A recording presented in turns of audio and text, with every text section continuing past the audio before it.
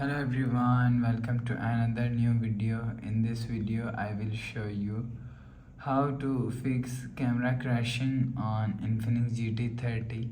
Let's start the video. If you want to fix this problem, so go to app library. Here click on settings app. Now in setting, scroll down to and click on system. Click on reset phone and reset all settings.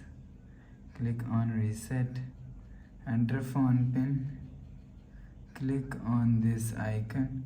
You will see your problem is solved. But if it still not solved, click on settings app. Now in setting, click on app management and click on app list. After click on app list, scroll down and click on camera app if you want to fix this problem. So for stop camera, after for stop, go back to home screen. You will see your problem is solved.